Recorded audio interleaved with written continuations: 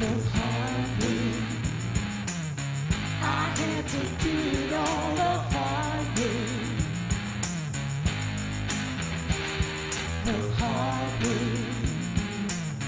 I had to do it all the hard way. While other folks been working by the light of day.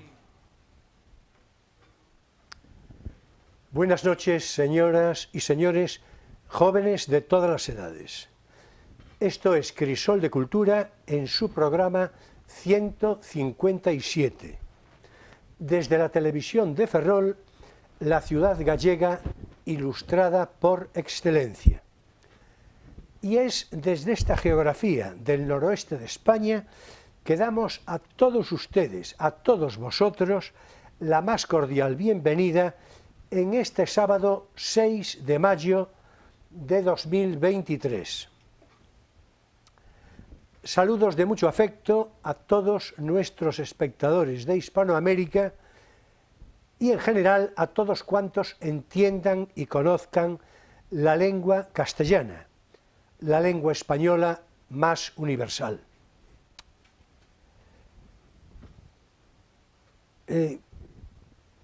Quiero empezar hoy, permitidme, enviando un abrazo muy sentido y animoso para Félix Justa, a quien tuve ocasión de saludar hace unos días, y fue así que pude enterarme del fallecimiento de su hermana Magela y de su hermano Pimpo. Magela, la recuerdo, era una mujer hermosa que paraba el tiempo y la circulación. Y todo eran miradas de vuelta y media, de esas que rompen el cuello con tortícolis para varios días. Magela andaba sobre la punta de sus tacones, con un trote ondulante y sensual, un punto apresurado y como levitando. Magela tenía unos ojos negros, grandes, y su cara toda la cerraban unos labios pintados de rouge passion, que parecían pedir besos a todas horas. Todos mirábamos para Magela y muchos la habrán soñado en noches lúbricas o desordenadas. Pero ella se quedó prendada de un alemán al que yo recuerdo como émulo de la canción de Concha Piquer, Tatuaje, porque era hermoso y rubio como la cerveza, aunque ya no sé si vino en un barco de nombre extranjero y tampoco si ella lo encontró en el puerto un anochecer. Su hermano Pimpo era divertido, de trato afable y cordial, y entre la aventura y la necesidad se fue un día a Inglaterra a edad casi adolescente, estuvo en Londres unos años y volvió hablando un perfecto inglés con acento de caballero de la City. Eso sí, a cambio de escribirlo nada de nada, lo cual le confería una curiosidad muy simpática. Yo tuve por él un gran afecto. De su parte, Félix Justa, el hermano que junto con otra chica queda de los 4 que eran, Félix Justa, que fue el que me comunicó todo esto, es un pulcro anticuario y además camarero mayor de la Virgen de las Angustias, con una devoción honda y emocionada. Vaya mi condolencia para Félix Justa y mi cariño y mi mejor memoria para Magela y para Pimpo. Y bien, hace un par de semanas, cuando nos referimos al fallecimiento de Fernando Sánchez Dragó y le cumplimos homenaje dedicándole aquel programa, fue también que dijimos que se haría de volver pronto a redondear de manera más completa el perfil y la personalidad del autor de Gárgoris y Avidis. Y eso será precisamente que ha de ocuparnos hoy en conversación, y al igual que en la ocasión anterior, lo haremos Emilio Saldaña y yo mismo, entre nosotros, sin ningún invitado agregado. Buenas noches, Emilio. Una nueva oportunidad para honrar la memoria de Fernando Sánchez Dragó con su largo anecdotario, ¿verdad? Sí. Buenas noches. Buenas noches. Bueno, pues vamos a ver. Yo voy a abrir, precisamente hablando del anecdotario y todo esto, voy a abrir con unas palabras. Vamos a ver, hay un libro, Shangri-La, que lo voy a ofrecer a la Cámara y sobre el que volveremos en el periodo intermedio de recomendación de lectura, Shangri-La, el elixir de la eterna juventud, sobre el que va a pivotar realmente este programa, porque es una compilación anecdotaria magnífica para describir por tantos motivos a Sánchez Dragó.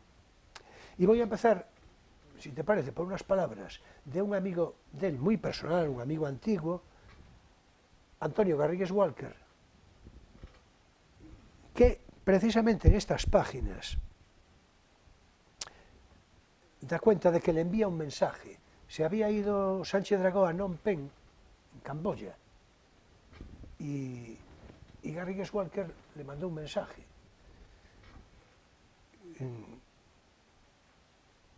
con el siguiente texto. Yo creo que a partir de ahí ya nos puede... Es admirable tu vida, le dice Garrigues Walker a Sánchez Dragó, sobre todo por tu inagotable curiosidad intelectual, que es la clave de la juventud. Me decía un colega argentino, le decía a Garrigues Walker, que el cerebro es un músculo y que o lo ejercitas o te mata.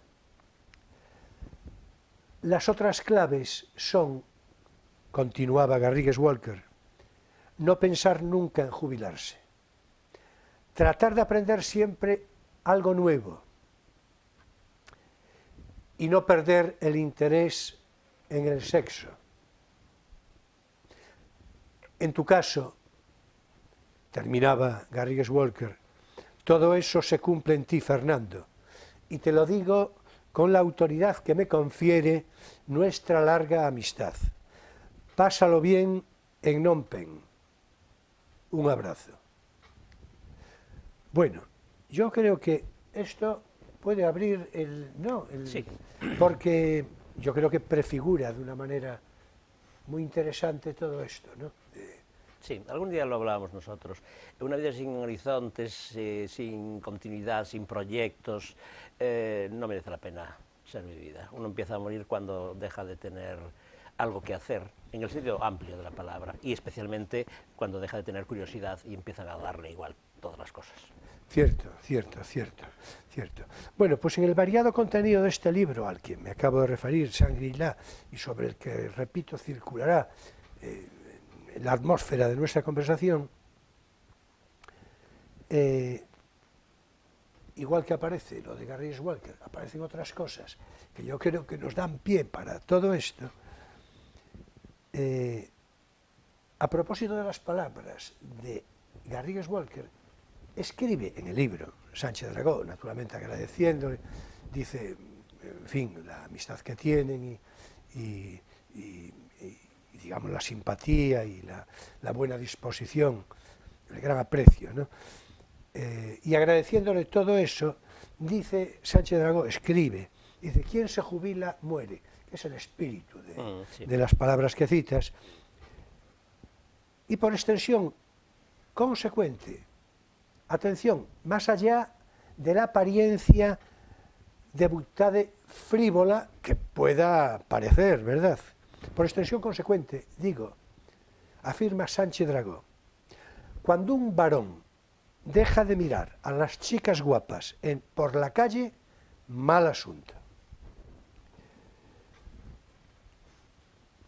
Y como esto es una especie de tobogán en pendiente hacia abajo, que a saber el riesgo que uno toma, yo quiero decir que de mi parte estoy solemnemente de acuerdo, jubilosamente de acuerdo, fervorosamente de acuerdo. Y además pienso, y yo creo que Sánchez Dragó por ahí le iría, que quien no piense lo mismo no ha de ser por concesión ñoña de mojigatería, que acaso también, sino porque forma parte del renglón de la decrepitud, ya, o que directamente es un farsante, hipócrita, con todas las consecuencias, o que no es varón, en puridad afirmativa, en cuyo caso no hay prueba, claro. En fin, esto es así, no digo que tú tengas que decir, pero esto es así, digamos en puridad, porque forma parte de un cierto... Mira, me recuerda unas palabras que también, esto ya es al margen de lo del libro, unas palabras que con ocasión de su fallecimiento, en su condolencia de amistad, Luis Alberto de Cuenca le dedicó, ¿no? Y decía, Sánchez Dragó era un niño y un adolescente.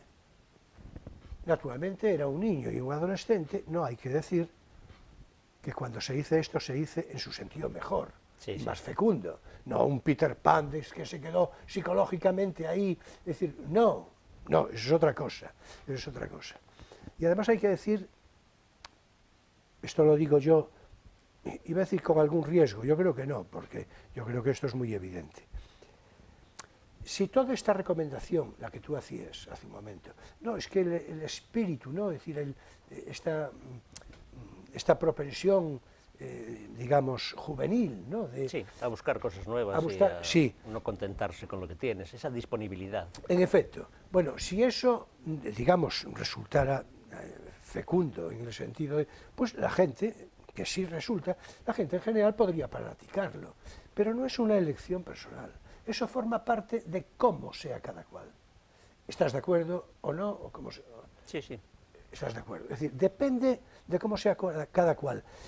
Y no, eso que a veces se dice, es que tiene un espíritu joven.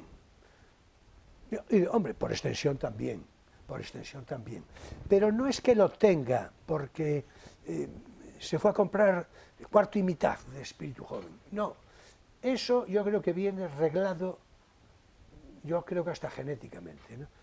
Hombre, yo creo que igual que decía antes la cita tuya del argentino que sostenía que el cerebro es un músculo, el espíritu es un músculo también, y si no se le alimenta con novedades y no se cultiva la atención y la curiosidad, pues también acaba atrofiándose.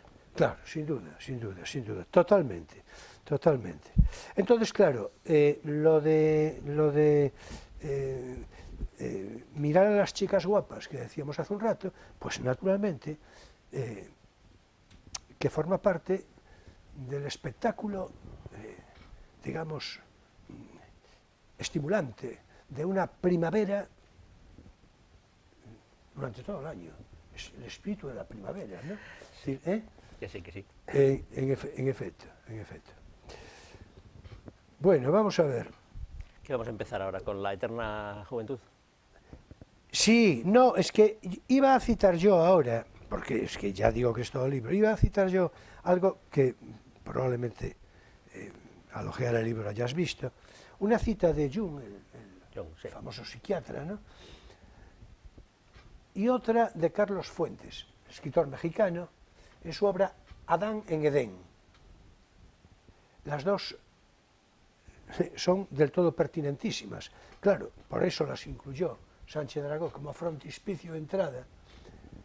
Y a mí en particular la de Carlos Fuentes, yo creo que la de Carlos Fuentes ya me evitaba a mí el comentario, todo el comentario previo, porque el espíritu es este, lo que parece ser que estamos de acuerdo. Emilio, yo mismo, Carlos Fuentes y por supuesto Sánchez Dragó, que ya, en fin, eso ya da una cierta prédica de acreditación prestigiosa a todo esto. Jung La frase de Jung es: la vida no vivida es una enfermedad de la que se puede morir. Que yo creo que es frase hermosa, que concierne, ¿verdad? Sí, Jung es uno de los autores, ya lo dijimos cuando le dedicamos el programa a Sánchez Dragó, uno de los autores que más le influyó. La teoría de los arquetipos está muy presente en Garro y Savidis y en todas Así sus es. investigaciones más o menos psicodélicas. Así es, sí, y de hecho yo creo que, dices bien, yo creo que además lo citamos expresamente Sí, en sí, algún lo hemos caso, citado ¿no? expresamente. En cuanto a Carlos Fuentes, dice lo siguiente, escribe Carlos Fuentes en Adán en Edén, escribe: Señor, ayúdame a ganar la juventud con la edad en vez de perderla con el tiempo. Es una cita bonita. ¿Estás de acuerdo? Sí, Es francamente hermosa porque yo creo que es el espíritu de todo esto que estamos sí. diciendo. Es la juventud como una actitud. Claro, claro, claro. Por eso, desde una consideración como la que venimos expresando, uno se muere naturalmente joven. Sí. Creo que se llama así uno de los capítulos del libro. Todo el mundo se muere joven. Bueno, todo el mundo... Yo creo que lo pone ahí. Sí, Es el bueno, título. bueno, ya veremos. Pero bueno, el espíritu de esto, naturalmente, es que por lo menos... Supongo que el tema del, o sea, el título del capítulo viene a que, en fin, cuando la gente se muere, la mayor parte no se quieren morir y no tenían pensado morirse. No, Me pero imagino que eso por es ahí. otra circunstancia. Y de hecho, la muerte de él, yo creo que es un ejemplo clarísimo de morirse joven. Es En decir, plena juventud, tal cual, tal cual, tal cual. pero con 86 años. Claro, es que de eso se trata, naturalmente. De eso se trata. Porque pudo ganar la juventud con la edad, en vez de perderla con el tiempo. La cita de Carlos Fuentes, ¿no? Yo creo que más bien la mantuvo. Fue joven muchos años. Sí, es que eso realmente es así, ¿no? Es decir, no es que uno, repito, ya lo quise sugerir hace un momento, no es que uno se diga: yo no quiero de ninguna manera que... No, eso no quiere nadie. Es decir, no es eso, pero la actitud ante la vida, yo no puedo pensar en lo personal, pero yo no soy el caso de Sánchez Dragó es el paradigma. Yo creo que, en fin, además honrando su memoria, es el paradigma. De hecho, yo creo que buena parte de la contestación social que tiene por tantas cosas le viene de ahí, no solo, pero yo creo que casi todo, porque en realidad su confesa actitud chulesca, vamos, dicho así... A lo castizo. Sí, a lo castizo. Pues lo era por un prurito de provocación exagerada, a la que nos vamos a referir seguramente dentro de un rato, exagerada, que la exageraba él de una manera deliberada y que claro, la gente se lo toma con una literalidad absoluta, y entonces ya se sabe. Digo la gente así en general, ¿no? Bueno, vamos a ver,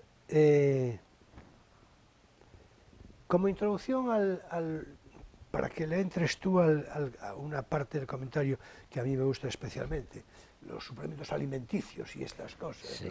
¿no? Hombre, es el centro, es el tema básicamente de este claro, libro. Él propone una farmacopea de la eterna juventud. Claro, vamos a ver, si en Delfos, allí en el dintel de entrada, se decía nada en exceso,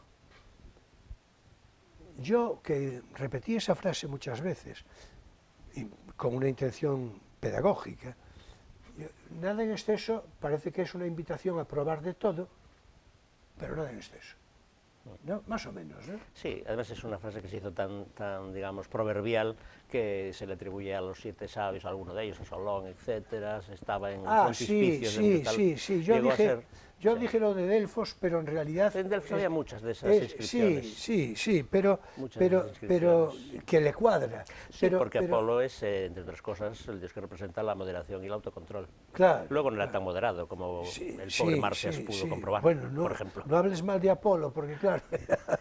Apolo es el dios de la peste y de las enfermedades invisibles y de los en fin, accidentes cardiovasculares. Todas estas cosas son cosas de Apolo, el que hiere desde lejos. Así Mira, que cuidado qué atractiva es con la Apolo. mitología, ¿verdad? Mm. ¿Eh? Sí. Qué Por eso se le atractiva. representa con un arco. El arco es la muerte súbita Sí, y es cosa de Apolo. Sí. Bueno, pues entonces, a ver, entre la farmacopea amplísima que usaba Sánchez Dragó... Es obvio, no habrá que explicar que Shangri-La es una referencia pues, a el mito de la ciudad de los inmortales, que se hizo película en un momento determinado. ¿Tú te acuerdas de esa película, verdad? Horizontes Perdidos, Horizontes del año Perdidos, 1934. Ahí está. Claro, Allí iban buscando... la novela de James Hilton, Sí. ¿no? Yo me acuerdo sobre todo del final, de cuando se escapa uno por ahí y de repente se hace viejo y se hace polvo, literalmente allí ante la cámara, porque lleva muchos años viviendo en aquella especie de burbuja de inmortalidad. Claro, porque y luego son le casi coge el inmortales tiempo de todos repente, ellos, ¿no? Sí. Claro. Shangri-La. Y por Claro. eso pues coge este título, claro. Yo diría que el anhelo de inmortalidad y el anhelo de eterna juventud son dos cosas distintas. En la mitología griega, ahora que hablamos de mitología, se cuenta que la Sibila de Cumas pidió a los dioses la inmortalidad y se la concedieron, pero se olvidó de pedir la juventud. Y entonces se fue haciendo cada vez más vieja y encogiéndose, hasta que al final estaba metida en una especie de vasija o de botella, allí pidiendo morir. Y ese es el, en fin, ten cuidado cuando los dioses te dan lo que quieres. Es el resumen. Entonces, por eso, y pensando en eso, supongo, el Shangri-La no se subtitula el elixir de la eternidad, sino de la eterna juventud, que es la condición interesante de toda esta historia. Claro, por supuesto, tal cual. Bueno, después él en las páginas, en fin, más o menos de introducción, viene a decir que, bueno, que esto no es un libro de autoayuda, naturalmente, y que al tiempo es, tampoco es un elixir, es un elixir para la mejor salud, ¿no? Sí.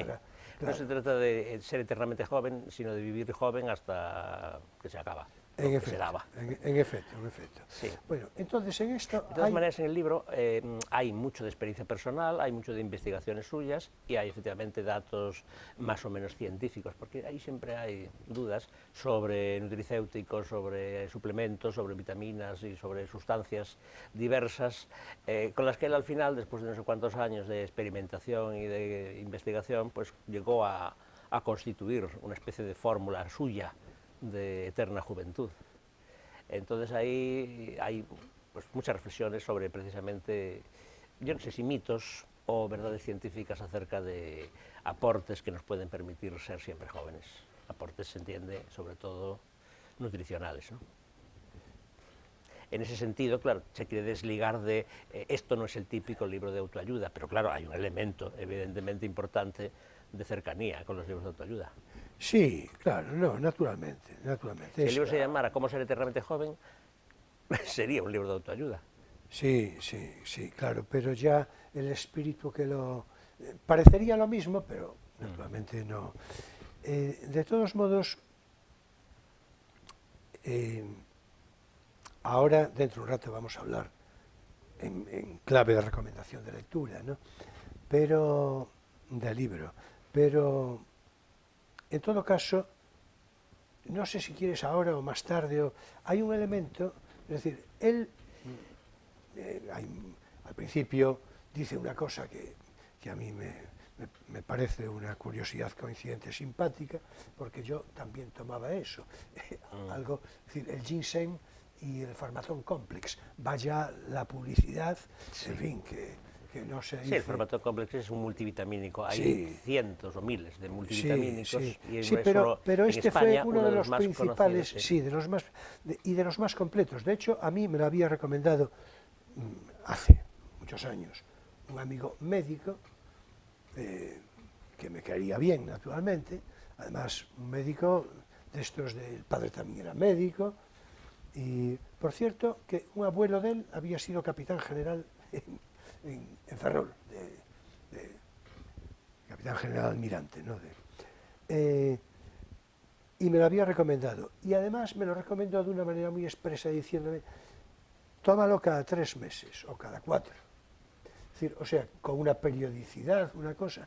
Y yo le hice caso durante largo tiempo. Por cierto, vaya en su memoria, voy a decir su nombre, Luis Truyenque, porque falleció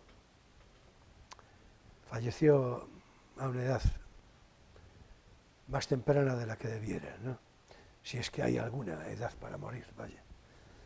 Bueno, pues Pharmaton Complex y ginseng, que por cierto el propio Pharmaton Complex ya incluye ginseng, ¿no?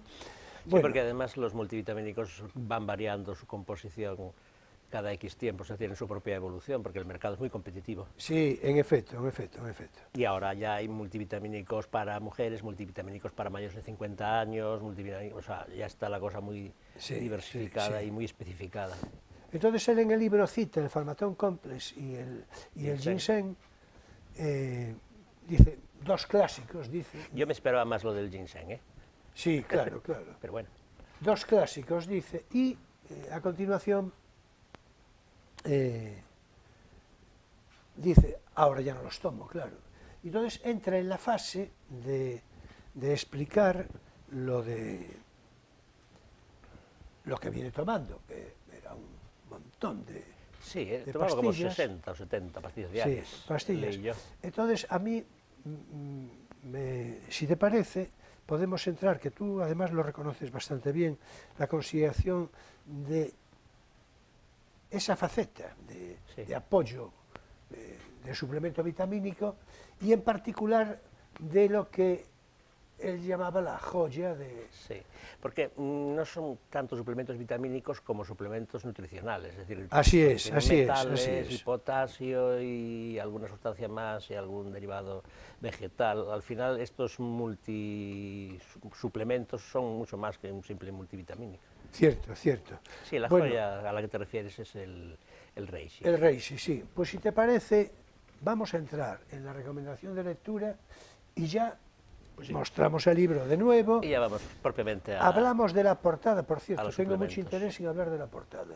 Ahora, Sí, ¿por qué? ahora te diré por qué. Que salen sí. ahí unos albarelos. Sí, sí, pero no la portada que no fue. Ah, Ahora es tiempo para nuestro espacio divulgativo, no tienes por qué saberlo.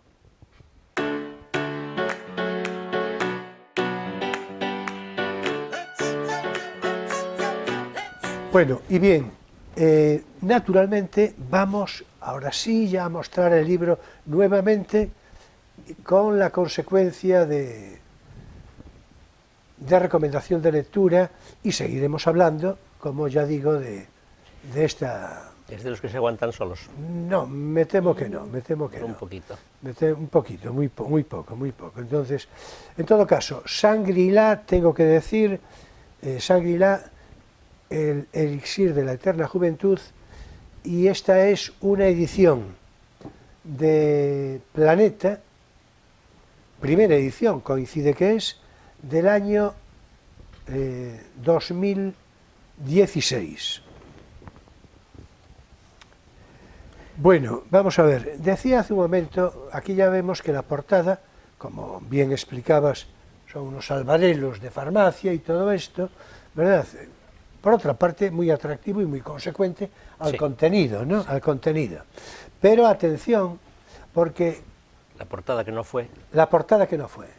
La portada que no fue la exhibimos en este programa, en Crisol de Cultura, yo creo que por lo menos en un par de ocasiones. Y yo siempre que tenga oportunidad volveré sobre ella. Es más, hoy no voy a volver porque no tuve la previsión organizativa por una serie de circunstancias de incluir la foto. Se explica perfectamente que Sánchez Dragó quisiera esa foto y acaso también se explica que el editor pues tuviera sus prevenciones Y prefiriera esta. y prefiriera esta. Bueno, porque cada uno tiene su escrúpulo. Yo soy partidario de la de Sánchez Dragó. ¿Y cómo era? ¿Era una foto de él? ¿Una foto de... No, Ah, no. Ahora diré lo que era. Vamos a ver, yo soy partidario, soy partidario de la de Sánchez Dragó. Claro, no tengo que decirlo porque tengo toda la autoridad moral para decirlo, porque lo paseamos por el programa varias veces en muy primer plano. Hay que tener en cuenta que esta sociedad de hoy es una sociedad hipócrita, cínica, que hay matices diferenciales de eso. Puritana.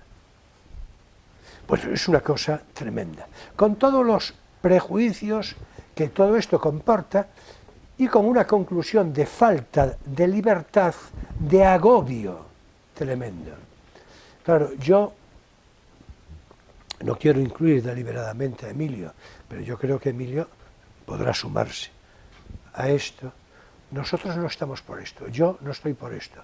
Yo estoy por la libertad absoluta que no tenga más límite, naturalmente, que la consideración del otro, de los otros, en casos tan particulares y concretos que no hay que expresar, ¿verdad? Bien, la imagen que Sánchez Dragó quería para este libro era el origen del mundo, de Courbet. El origen del mundo, que además lo explica, él en el libro explica, es que yo quería y me dijo el editor que no. Que no. Claro. Por cierto, hace muy poquito se ha descubierto quién es la modelo. Sí, de ese y aquí cuadro. también lo dijimos. Sí. Y aquí también lo dijimos. Entonces, ¿qué ocurre? Que voy a citar palabras literales de Sánchez Dragó, digamos, defendiendo todo esto. ¿Qué dice? Incorpora el cuadro del origen del mundo de Courbet con implacable realismo al resto de la anatomía femenina, el órgano sexual de una mujer. Y por seguir el propio texto de Sánchez Dragó, dice, golfo de sombras en el litoral de Samaja desnuda, cabo de las tormentas en la navegación amorosa, y mar de los sargazos en el que los varones naufragan. Bueno, esto es muy de Sánchez Dragó. Sí, es muy de Sánchez Dragó. ¿Verdad? Sí. Hay que recordar que el cuadro es una especie de primer plano de una vagina, Claro. y que el resto del cuerpo está cortado, es decir, está eso como absolutizado, Sí, de sí, forma sí, que sí. pues no hay más cuerpo del ombligo para arriba ni hay más cuerpo del muslo para abajo. Que fue un cuadro muy escandaloso en su momento, que es el 19, Sí. y muy académico, por otra parte. Hoy lo vemos eso, muy realista, pues porque era el estilo antes de los impresionistas, pues el 19 era totalmente... Por cierto, es una maravilla de realista. cuadro. Es Sí. decir, digo desde Y el tiene punto una de historia muy vista... interesante, fue, no sé si de un jeque o de un emir, propiedad. Sí, no. Lo tuvo Si Lacan, el psicoanalista francés, lo tuvo en su despacho muchos años. Tiene En una efecto, historia bueno, muy de hecho, curiosa. Lacan es el último que lo tiene, el último dueño. antes de que lo compre el Museo d'Orsay de París, que es donde está ahora mismo. Con los impresionistas que y decíamos voy, antes. Claro, y voy a citar en concreto palabras, repito otra vez, literales de Sánchez Dragó. Dice, el origen del mundo. Dice, pero alguien duda de que este es el origen del mundo. Porque claro, es decir, es que de verdad, por supuesto. Dice, ¿hay alguien que lo ponga en duda? Se pregunta. Y responde él mismo y dice, las mujeres, desde luego, maestras todas en el manejo del arma de Courbet, que Courbet reprodujo, no. Las mujeres saben que es el origen del mundo. Sí, de hecho en Carlos Avidis muchos de los mitos y leyendas que recoge son retrotraídos a ese hipotético matriarcado neolítico, Claro, que sería la religión claro. originaria de la Europa antes de la aparición de los politeísmos arios. Bueno, pues en efecto, tal y como dijo Emilio hace un rato... La gran madre de Neumann, por ejemplo, ¿no? Sí, Es lo que sí. representa esto, claro. Ese es el sentido del origen del mundo. Tal cual. Por eso, a ver, pero ¿cómo se va a poner en duda esto? En fin, hasta Otra cosa el título es tenerlo es- colgado en tu despacho. Es una cosa, dependiendo Hombre, de a a qué mí- te dediques. ¿No? Sí, a mí me gustaría, pero quiero decir, no. Ya, pero si fuera no. secretario del obispo, por ejemplo, ¿qué? Un poco chocante, quizá, No, ¿no? ¿no ves? Ahí ya Claro. entramos en una disposición No es que me quiera poner yo muy censor, crítica. pero bueno, es un hecho que si la maja desnuda, por ejemplo, suscitó ahí censuras y protestas, pues imagínate esto. Sí, claro. Si aquí lo extraño es que este tiempo sea así multiplicado por 10. Es decir, Pero es que desde todavía no que esté fue cancelado el esto fue Origen del pintado Mundo. en 1866. Más o menos, como dijo Emilio, una cantidad de peripecias tuvo Sí, sí. tremendas. Al final termina en las manos de Lacan, Lacan, sí. que se lo compra después. No, al fallecer él. Al fallecer él, pasa al museo de...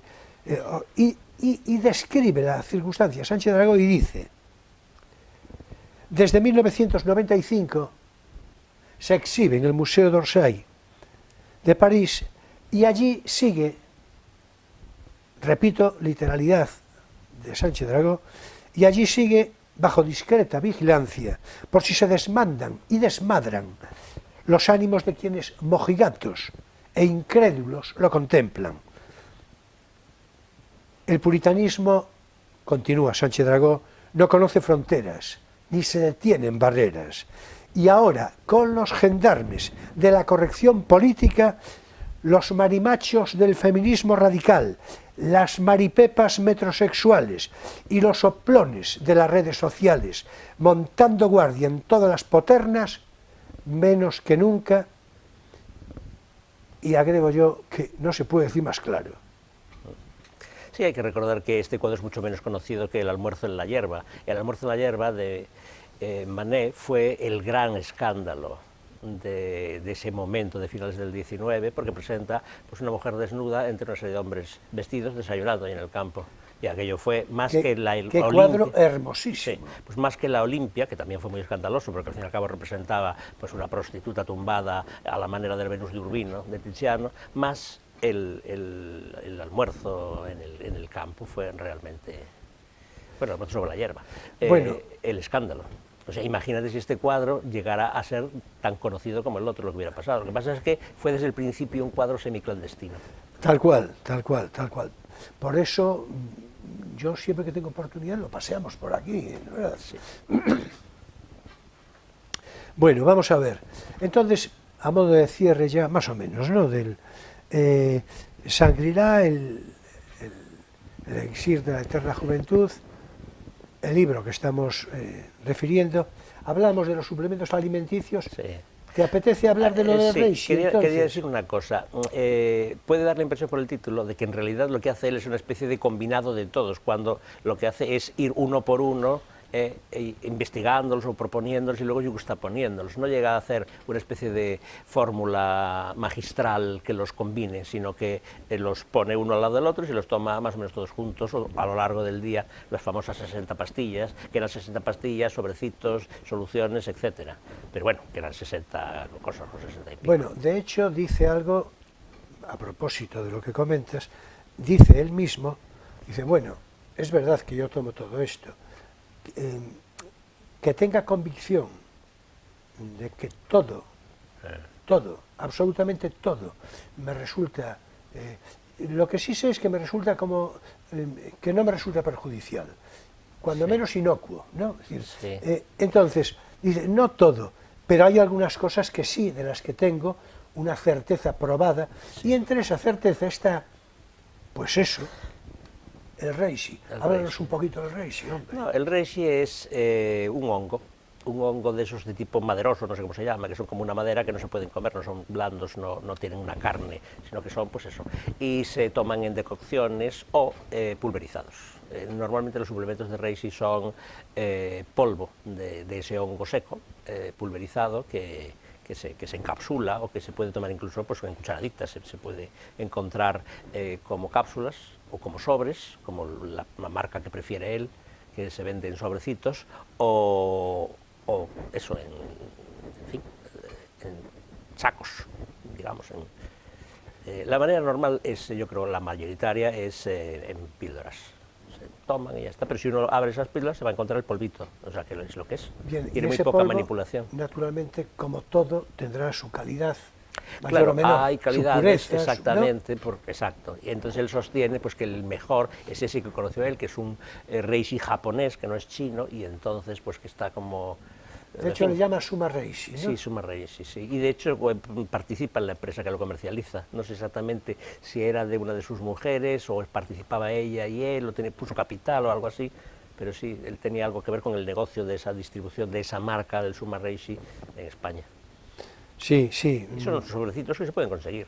Sí, sí, sí. Me suena todo esto Sí. que comentas, ¿no? En todo Es caso, como la joya de la corona, dice él. Sí, sí, tal y de cual, hecho tal es cual. un hongo que efectivamente era un hongo muy valorado en China, y de China a Japón, y de Japón pues aquí, porque él, ya te digo, que no busca una variedad china, busca una variedad japonesa. Y dice que Sí. es la que tal. Claro, él tenía una mujer japonesa y un hijo japonés, entonces a lo mejor eso tiene que ver, pero a lo mejor no, a lo mejor es algo que objetivamente ve que es superior porque es una mejor calidad o tiene los principios activos más eficaces. Sí. Él hizo sus investigaciones, él llegó a esa conclusión. sí, no, en el caso es que además, repito, respecto a otras pastillas o, en fin, pues no hizo lo mismo, dice, yo las tomo Sí. porque entiendo que sí, pero podría ser que no, o que no Él tanto, llegó a ¿no? decir que, bueno, él no está seguro de que los dos sean malos, pero está seguro de que este es bueno, y por Exactamente. eso lo recomienda. Exactamente, por eso lo recomienda de una manera particular, ¿no? En todo caso, Pero alrededor de eso hay 50.000 cosas más que tomaba, porque yo creo que tomaba picoleato de cromo, la enzima Q10, algún resveratrol o de este tipo de derivados de la uva, tomaba muchas cosas. Lo que yo no sé es si él investigó realmente los efectos de tomarlo todo junto. Que eso, claro, una cosa es, esto me hace tal bien por separado y esto tal otro bien por separado, y luego juntarlos y a ver qué pasa. Ese es un poco el problema de tomar muchas cosas. sin duda, sin duda. Por ejemplo, los multivitamínicos que hablamos antes están calculados precisamente para que el efecto que hace cada elemento sea compatible con el efecto de los demás y para que no se interfieran en Sí. su acción. Y está comprobado la mezcla, digamos. Aquí no, aquí lo que hace Drago es tomar esto por la mañana, esto por la tarde y esto por la noche, y yo no sé si están suficientemente investigadas las interacciones que puedan darse en estas... Hombre, en todo caso, bien es verdad que la Estas referencia cosas. genética es muy importante en esto, ¿no? O sea, respecto al efecto que hacen. Claro. Claro, bueno, luego está la cuestión de la ciencia, la famosa ciencia. Claro, Esto exactamente. es científico, esto es psicológico, el efecto placebo, la genética particular de un señor o de otro. Pero la conclusión es que él, ahora, cuando fallece, en general, considerando la edad que tenía, Está muy bien, sí. en todos los sentidos, nada, digamos, desde el punto de vista intelectual y mental. Sí. Eso ya Pero ni bueno, se diga. también es verdad que tuvo recientemente un problema de corazón. Bueno, con el que no recientemente, contaba. hace tiempo, ¿eh? Sí, bueno, eso. Hace los tiempo, últimos, hace- no sé, 5 años, 8 años. Yo creo que más, ¿eh? o más. Sí, yo creo que algo más, pero bueno, sí. De hecho, decía Con él el que no contaba, él se sorprendió mucho, porque Sí. estaba convencido de que con la vida que llevaba tan sana, los paseos que hacía, tanto sexo y tantas pastillas de suplementos, pues que estaba como un toro y lo cogió un poco por sorpresa. sí, por Pero bueno, cierto, no fue un problema grave, vamos, no lo tuvieron ni que operar, le Sí, hicieron un por- cateterismo y lo resolvió. Pero la sorpresa de cómo me puede estar pasando esto a mí es algo que yo también he sentido, por cierto, sí, pero bueno. sí. De hecho, el doctor que lo atendió, esto lo digo como curiosidad complementaria, porque sabía de la actividad sexual frecuente Bueno, deportiva en de general. Sánchez Dragó y también. tal, pues le dio no sé qué cosa y le dijo, mira, esto para que no pierdas, para que no tengas miedo al sexo. Y aún así dice, bueno, aún así me lo tomé con un poco de... Sí. Yo diría que los deportes de riesgo son de riesgo, Sí, sí. pero bueno, son deportes. Sí, exactamente, exactamente. Bueno, no sé si vamos a tener oportunidad de leer algún texto de Anna Grau, una de sus novias últimas, vamos, ya hace algunos años, ¿no? Pero que colabora en este libro de una manera particular, con textos. A ver si tenemos oportunidad, porque eso de los deportes de riesgo a los que te referías, ella cita algo de esto de una manera... Él siempre fue aventurero. Siempre le gustó eso, la aventura y, en fin, cuando se fue a la India, que llegó de primero, según dice él, ¿no? Antes, Sí, antes sí, que los hippies, sí, como sí. especie de proto... Katmandú, ¿no? Sí, a Katmandú, propiamente. Dijo 6 meses antes. 6 meses, sí. Pero bueno, que le gustaba, pues eso, en fin, la aventura, y la aventura es deporte, es deportiva, es decir, hay un esfuerzo físico y hay un rendimiento físico ahí. Y Bueno. él lleva toda su vida eso adelante, y eso genera un estado saludable. Sí, sí, Si, sin duda, si el sin riesgo, duda. en fin, no se convierte en otra cosa, claro. Bueno, pues Se queda en eso. por redondear el comentario para cerrar el espacio de recomendación de lectura, hay una autodefinición del propio Dragó, muy a propósito, en este libro también, claro, que dice: soy, dice, una persona exagerada en todo. Está en mi naturaleza, no lo puedo evitar. Mis hijos dicen que hay que restar un 50% a las cifras que manejo y a las historias que cuento. Algo de razón llevan. Más vale exagerar. Tal es mi criterio, agrega. Soy escritor y escribir consiste en exagerar, en generalizar, en citar. Chicho Sánchez Ferlosio me contó que su padre, el que fuera poeta, novelista, ensayista, falangista de primera hora y fugaz ministro de Franco, sostenía que las medicinas, si el usuario no toma el doble de lo que aconseja el prospecto, no sirven para nada.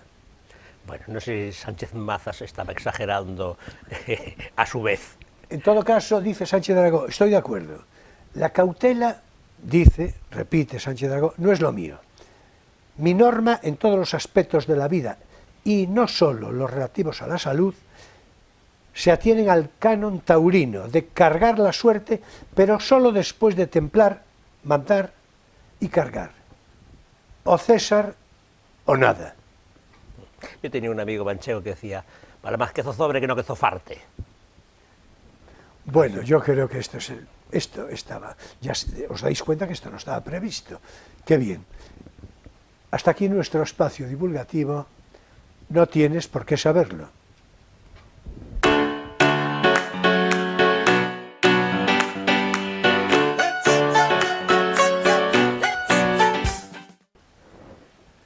Bueno, vamos a continuar naturalmente con todo esto, con el espíritu de todo esto. A propósito, no te he preguntado ¿de qué ingredientes te ha convencido más Dragó que son necesarios para una buena salud? O para una buena juventud. Lo del Reishi es lo que él subraya de una manera muy particular, pero además de una manera inequívoca. Y yo creo que algo tú sabes de esto. Sí, ¿no? el Reishi tiene muy buena crítica, diríamos, científica. Sí, dentro sí. de lo, en fin, no específicamente científico, que es todo esto de para qué sirve cada cosa, especialmente cuando nos metemos en el tema de si son anticancerígenos, ¿no? Sabes que es claro, una de las preocupaciones de la gente, lógica, es el cáncer. Entonces hay 50.000 cosas que son anticancerígenas, pero que no están suficientemente comprobadas. Sí, sí. El Reishi sería una de ellas, pero parece ser que dentro de los incomprobados es de los que más sí, yo creo que es el más subrayable, en todo caso, sí, el más subrayable. Citaba hace un momento el texto de Ana Grau, aparecen varios, la colaboración de Ana Grau en este libro es importantísima, tanto que aparece en la dedicatoria, la taquimeca le llama. Ana Grau, vaya por delante, y por si coincide que tuviera ocasión de ver este programa, naturalmente un beso con mucho gusto y mi admiración. Ana Grau es una mujer de unas referencias cultas notabilísimas, literarias, en fin, y catalana, pero catalana a la española, por decirlo de este modo, ¿no? Así, una mujer con la que en realidad es deliciosa la conversación, estoy seguro. Bueno, aparecía, por cierto, en Libros con Wasabi. Sí, en el programa. Sí, justamente. Bueno, pues Ana Grau, entre otras cosas, así en el frontispicio del libro, porque no podemos pararnos mucho, pero en principio dice cosas como estas. Es un milagro enamorarse de un hombre a punto de cumplir 79 años. Es verdad, dice, que a mí siempre me han atraído los varones de edad significativamente más avanzada de la mía. Me dan, dice, sabiduría y capacidad estratégica, profundidad estratégica. Me gusta abrir mi mente como un zurrón, llenarla de la mente del chico que me gusta y que siempre sobre, que siempre quede algo por explorar. Yo creo que esto es una definición que explica del todo la inteligencia penetrante y bella de Anna Grau. Más adelante, dice, cita un momento en el que le dice Sánchez Dragó, le dice, a veces pienso que me habría gustado que tú y yo nos hubiéramos enamorado antes. Y le dice ella, ¿cuánto antes? Y dice, ¿no coincidimos hace 20 años en la ruta Quesal de Miguel de la Cuadra?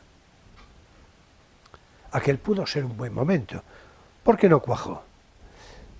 Y le responde Anna Grau, me temo que entonces tú eras todavía demasiado inmaduro para mí. Bueno, yo creo que esto lo explica de todo. Y ya por último, digo por último, naturalmente porque no podemos pararnos, ¿verdad? Pero dice, ¿me creerá alguien si digo que antes de conocer a Fernando Sánchez Dragó, yo tenía el sexo muy abajo en mi lista de prioridades? Da igual la leona que siempre, confiesa, haya parecido y además querido parecer. Las apariencias engañan y la frigidez da mucha vergüenza. Es como ser la única de tu clase que no sabe hacer el pino. Y de repente empezó a ocuparme una cantidad enorme de tiempo, de esfuerzo, de dedicación casi monográfica, que de existir sindicatos de esto, seguro que me apedreaban por esquirola.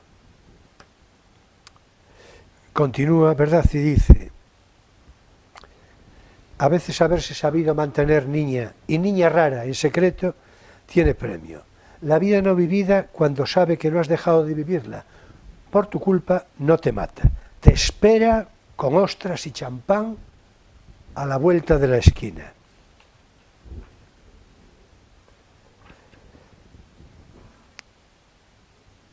Y dice,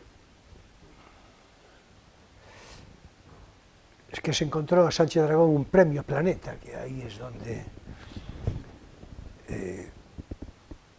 y de pronto ya empezaba a tener relación con él, y Sánchez Dragó le dice al director de Planeta, bombonazo, naturalmente por Anna Grau.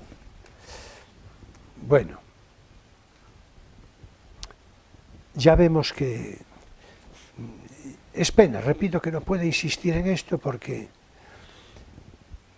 dice ella, por primera vez en mi vida era físicamente feliz, sexualmente feliz, tersa por dentro además de por fuera, y por primera vez en mi vida deseaba juvenilmente, incluso infantilmente, que se me notara, que a mis 40 y pico de años me había explotado en la cara un amor como los que no me explotaron nunca en el instituto. Bueno, vaya por Anna Grau, pero sobre todo vaya por la memoria de Sánchez Dragó. A ver, iba a decir que en el poco tiempo que tenemos me gustaría citar un par de cosas. Primero, un comentario de José Luis García, buen amigo de él, en el que habla de una faceta muy poco conocida de Fernando Sánchez Dragó, y es su conocimiento profundo del cine. Fernando Sánchez Dragó se matriculó en la Escuela de Cine, hizo los 2 primeros años y al final lo cambió por la literatura, pudo más la literatura que el cine. Pero García, que le conocía muy bien y muy a fondo, dijo que habría sido un magnífico director de cine y que tenía una cultura de cine extraordinaria, profundísima. Y por cierto, dijo algo que es muy cierto. Dice, con los años cada vez se parecía más a John Huston. Bueno, haz un poco el repaso y verás que sí. ¿Te refieres físicamente? Físicamente. Es verdad que tiene un parecido, el último, así un poco demacrado y un poco delgado, sí que se parecía. Sí que se parecía. También demacrado y también machacado. Pero Huston llevó una vida peor, en el sentido, digamos, saludable, mucho menos que Dragó. Bien, y Samuel Bronston, notabilísimo director, al que pasó por España varias películas, ¿no? El Cid, por ejemplo, ¿no? Sí. Pues le hizo una propuesta en su momento a José Luis García, dice que se quedó en nada, pero se quedó en nada por circunstancias ajenas a la mejor voluntad de Samuel Bronston. Quería rodar Isabel la Católica, que habría sido estupendo, y que además tenía incluso actriz para representarla, nada menos que, a mí me encanta esta chica, ya, en fin, con sus años, pero por entonces, cuando se lo propuso hace 40 años seguramente, Glenda Jackson. Glenda Jackson. Glenda Jackson era la actriz que tenía prevista para Isabel la Católica. Una mujer hermosa y con una personalidad... No, pero yo la veo más como Isabel I de Inglaterra, pero bueno. Bueno, también podía haberlo hecho bien. Pues, Isabel la Católica, claro. Además, Samuel Bronston, es decir, él sabría. Él sabría, ¿no? No cabe duda. Bueno, pues entonces José Luis García había pensado en que el guión lo hiciera Sánchez Dragó, Gil Parrondo, naturalmente, el gran genio de los decorados, el decorado, y él, pues, de director, es decir, apoyando lo de Samuel Bronston y tal. ¿Y al final qué pasó? ¿No tuvo Y al financiación? final, creo que anduvo con una cosa parecida de la falta de financiación, Ya. creo que sí. Esas cosas son las que suelen impedir llevar a cabo por los proyectos en cine. Mira, Bueno, ya Wells. por último tengo mucho interés en citar un poema que escribió para Fernando Sánchez Dragó su amigo Luis Alberto de Cuenca en el año 2008, o sea, hace 15 años, y que viene muy a propósito. Decía así el poema: Dragó, te haces el amo de la pista por donde vas, pirata y caballero. Tienes el corazón aventurero y un alma roja y negra de anarquista. Me apunto a ti, Dragó, ponme en tu lista. Da salida a mi afán filibustero. Déjame compartir atlas y acero contigo, camarada pilarista.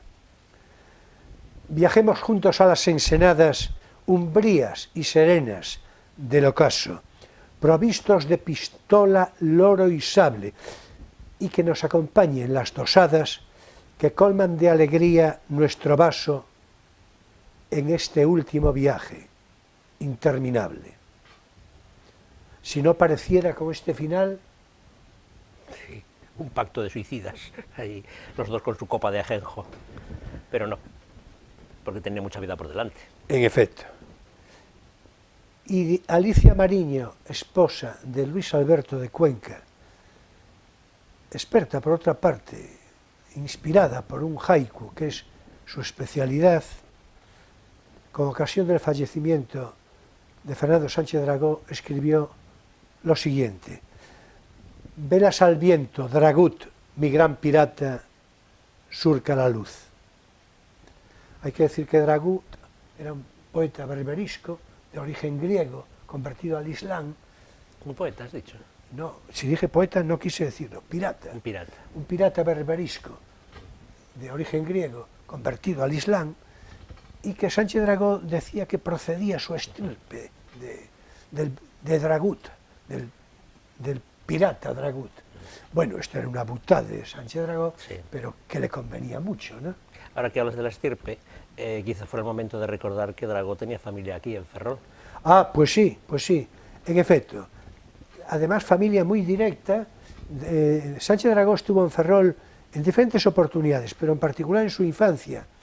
Un periodo de interés, acudía al casino y a su biblioteca siendo un niño, y en todo caso tuvo una vida ferrolana bastante fecunda y significativa, considerando, bueno, que eran años de infancia, repito, una familia vinculada a la Marina, y que Sánchez Dragó recordaba con cierta asiduidad.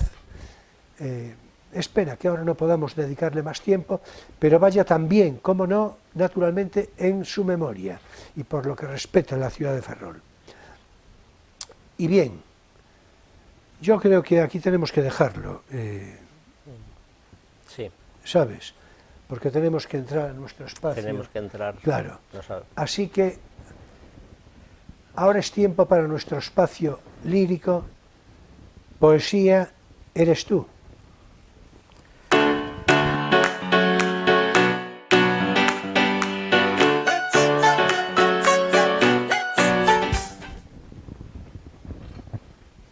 Bien, y hoy vamos a cumplir lo que en el programa inmediatamente anterior anunciamos porque no tuvimos oportunidad de hacerlo entonces.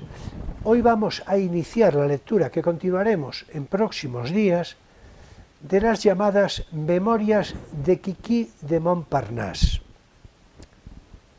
que están escritas en el año 1929, unas memorias que son unos cuantos folios sueltos, porque Quiquí naturalmente era una chica estupenda que enseguida vamos a ver por muy diferentes... Lo estupenda que era, lo vamos a lo ver estupenda enseguida, que ¿no? era, lo vamos a ver enseguida. Y en todo caso, por un apunte que va a leer Emilio, a ver si encuentro yo por aquí, ahí tenemos a Quiquí y precisamente al apunte que aparece en este libro que voy a usar, que no son sino las memorias, como se ve ahí, las memorias de Quiquí de Montparnasse.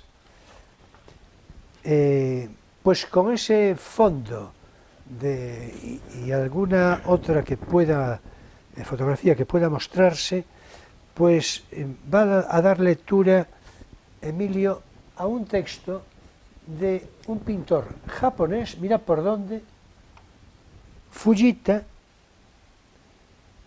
un pintor japonés del que ahora haremos algún comentario. Era un pintor japonés que pintó mucho en París, que se nacionalizó francés y que se convirtió al catolicismo en el año 1959. Un pintor que pintaba un poco de todo, pero sobre todo gatos y mujeres desnudas, que es, véase pues el caso de Quiquí de Montparnasse. ¿La ha pintado alguna vez? Sí, sí, por Sí, ¿no? supuesto. Entonces, atención a lo que nos va a leer en lectura menuda Emilio Saldaña, que titula precisamente Fujita, que es el que afirma, el pintor japonés, y que titula Mi amiga Quiquí. Vale. Vamos con eso. Dice, en invierno Quiquí esconde su gloria tras una magnífica barba gris. En una sola noche está rodeada en su suntuoso hotel por miles de personas elegantes. En verano, junto a dos chicos que juegan, fuma su ensueño en su pipa, instalada en su villa del sur de Francia. Ni en invierno ni en verano Quiquí lleva nunca calzoncillos, y durante el día, durante la noche, a cada minuto, solo piensa en comer. 3 Quiquís: Quiquí Van Dongen, Quiquí Quisling, Quiquí Quiquí. Son mundialmente famosas y realmente adorables. Hace ya mucho tiempo vino Quiquí por primera vez a posar a mi estudio, que en realidad no era un estudio, sino un modesto garaje donde yo vivía. Entró despacito, tímidamente, con su delicado dedo meñique posado sobre su piquito rojo, contoneando ufanamente el trasero. Cuando se quitó el abrigo estaba completamente desnuda. Un sencillo pañuelito de color vivo, hilvanado a la solapa de su abrigo, aparentaba ser su último vestido. Quiquí ocupa mi lugar ante el caballete, me pide que no me mueva y con toda tranquilidad empieza a dibujar mi retrato. Cuando el trabajo estuvo acabado, había chupado y mordido todos mis lápices y había perdido mi goma. Y embelesada, bailaba, cantaba, gritaba, pisoteaba la caja de Camembert. Me pidió el dinero de su sesión y se marchó rápidamente y triunfalmente con su croquis bajo el brazo. 3 minutos después, en el Café Le Dôme, un rico coleccionista americano se lo compraba por un precio disparatado. Ese día no llegué a saber cuál de los dos era el pintor. Al día siguiente, afortunadamente, era yo el pintor. Hice un cuadro muy grande, Nu couché de Quiquí. En otoño lo envié al salón. Era la primera vez que yo exponía un cuadro tan grande. A la mañana siguiente todos los periódicos hablaban de él. A mediodía me felicitaba el señor ministro. Por la noche fue vendido por la suma de 8.000 francos a un famoso coleccionista. El comprador del Estado había llegado demasiado tarde. El éxito era inmenso. Quiquí y yo también estábamos contentos el uno del otro. Por segunda vez no sabíamos quién era el autor. Cuando estreché entre mis manos el grueso fajo de billetes, me encontraba inquieto.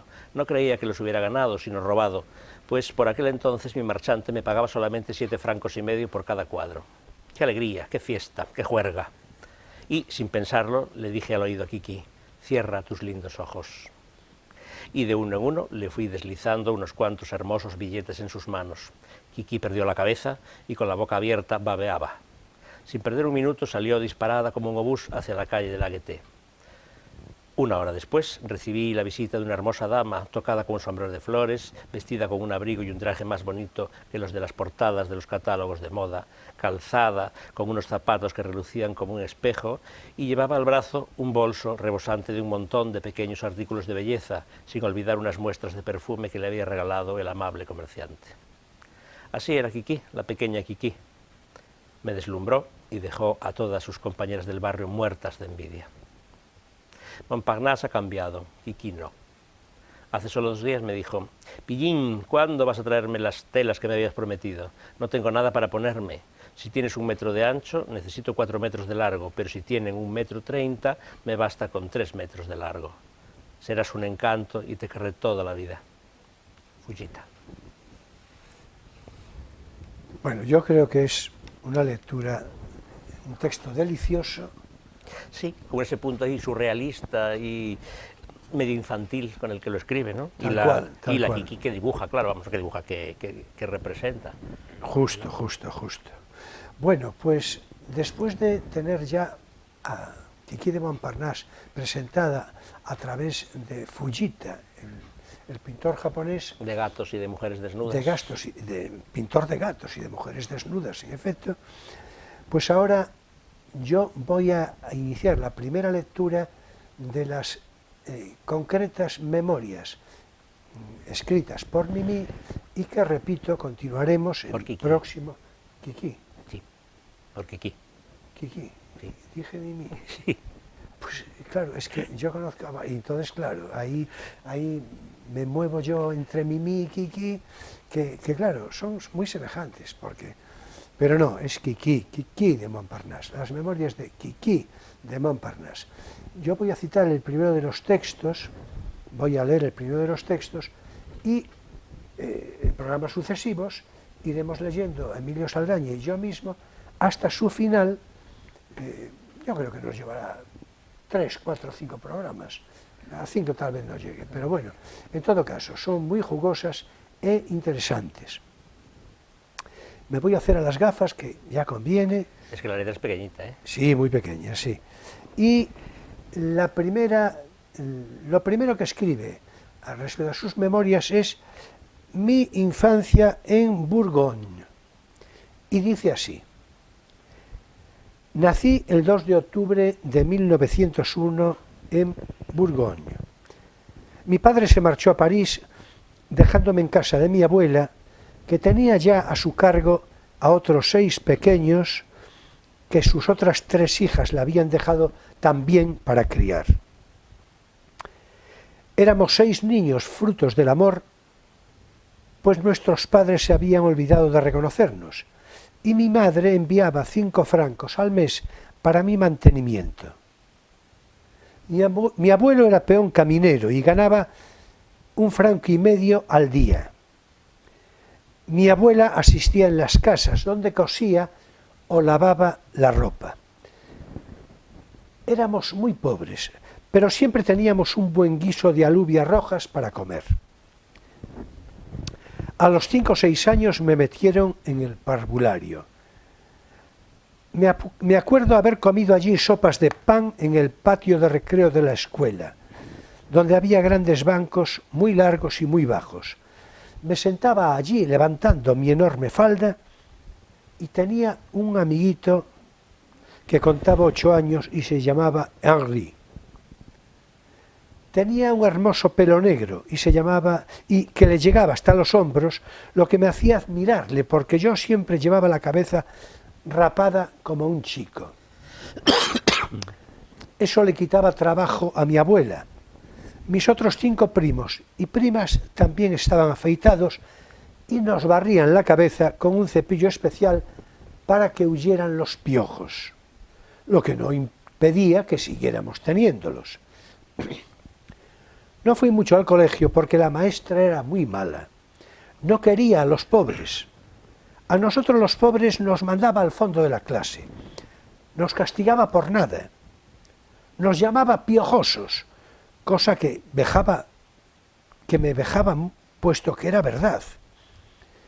El mayor castigo que se le había ocurrido para mí era de ponerme en un rincón de cara a la pared y me quedaba días enteros así, de pie. Me sentía morir de cansancio y además la pared, de color verde, me mareaba. Como éramos tan pobres, íbamos 2 veces por semana a donde las monjas Cornets para pedir arroz o caldo de alubias. Era un verdadero suplicio para mí y mi prima, pues las monjas no nos querían. Estábamos sucias y no éramos muy creyentes, y además, cada vez que les tendía mi plato, divisaba 2 ojos duros, perversos, que me escudriñaban, me bombardeaban a reproches. «Ah, ya estás aquí otra vez, la prim. ¿Es que tu madre que está en París no puede darte de comer?» Pues parece que se gana dinero en París. Todos los críos abrían los ojos como platos y los oídos con gran extrañeza. Oh, la ponían verde, pues todos estábamos en el mismo barco, porque mi madre no nadaba en oro. Se había empleado como enfermera en Baudeloc y mi pensión alimenticia seguía siendo de 5 francos al mes.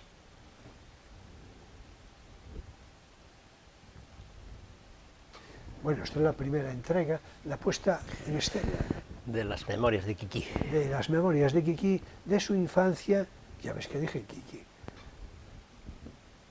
de su infancia en Bourgogne. La próxima semana, la puesta en escena la continuará Emilio con la llegada a París Sí, que le abrirá la de vida. Kiki, y yo daré lectura a lo que escribe como mis primeros trabajos. Pero eso será el próximo sábado, en el próximo programa, la próxima entrega de las memorias de Kiki de Montparnasse. Y hasta aquí nuestro espacio lírico, Poesía eres tú.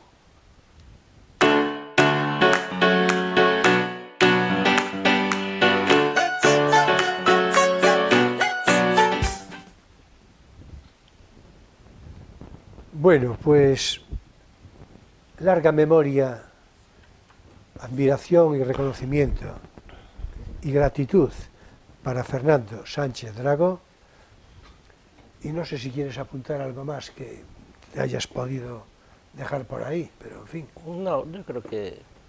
Hombre, podríamos habernos puesto ahí al detalle de los 50 o 60, de las 50 o 60 sustancias que analiza, pero vamos, no me parece a mí... No, además No. yo esa previsión sí que tampoco la tenía, Claro. tengo que decir, pero bueno, en todo caso, sí, yo estoy seguro que tú te sumas al Sí, yo me convencí de la necesidad de tomar suplementos cuando leí en diversas circunstancias, de diversas fuentes, etcétera, la información común de que los alimentos ahora eran mucho menos nutritivos que hace 50 años, pues por la extensión del uso de nitratos en la agricultura, de la mecanización, de las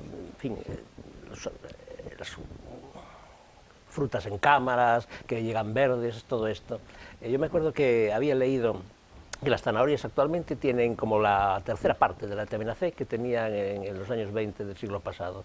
Y claro, todo ese proceso de abaratamiento y de masificación de los alimentos, y también carnes y pescados y huevos, etcétera, aparte de los problemas que pueda llevar de contaminación, es que realmente los nutrientes han, en fin, no iba a decir desaparecido, pero han en gran parte... Se han disminuido. Sí, en gran parte. Y entonces, pues yo llegué a la conclusión de que había que tomarlos por otro lado. Sí. Y si las zanahorias pues no tienen bastante vitamina C o el pimiento ya no es lo que era, pues te tomas un suplemento de vitamina C y te comes el pimiento. Igual, claro. Yo estoy totalmente de acuerdo. Sí. En la descripción que haces Pero es que eso es científicamente y verdad. en su necesidad. Claro, ¿no? o sea... Y ya no digamos los problemas de la contaminación, los metales pesados en los pescados grandes, en fin, la masificación del uso de determinados alimentos que no alimentan, que engordan a los ganados estabulados, bueno, en fin. Bueno, ya vemos que además tiene una cierta especialización, Así que nada, en a suplementarse. en el reconocimiento. Claro, ahí está. Tú ya habrás tenido la experiencia del típico bistec que lo echas a la sartén y es todo agua. ¿De dónde sale el agua? Pues evidentemente esa no es la carne que era en el siglo XIX. Tal cual, tal cual. Y así tantas cosas. Tal cual. Bueno, pues repito, honor y gloria a la memoria de Sánchez Dragó, de Fernando Sánchez Dragó. Un beso y un abrazo allí donde estés. Finaliza también aquí, naturalmente, claro, Crisol de Cultura, en este sábado 6 de mayo de 2023.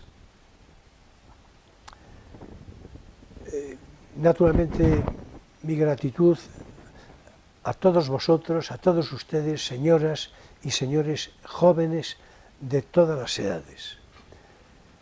Volveremos el próximo sábado. No voy a anunciar todavía la persona que probablemente nos acompañe el sábado que viene, porque estoy pendiente de un par de circunstancias que me pueden hacer cambiar una u otra, pero bueno, en todo caso será un programa atractivo y de sumo interés para todos.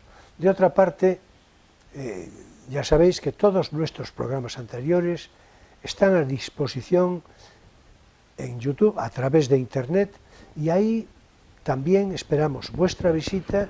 Ahí podréis encontrar los programas de interés cultural más variados, en fin, de toda nuestra trayectoria, de todos nuestros programas anteriores, ¿verdad? Nos vemos el próximo sábado en Crisol de Cultura a las 9:30 de la noche, hora española, con repetición el domingo a las 7:30, sobre las 7:30 de la tarde, según obligados ajustes de programación. Y bien, ya sabéis que paso lista. Muchas gracias, buenas noches y feliz semana.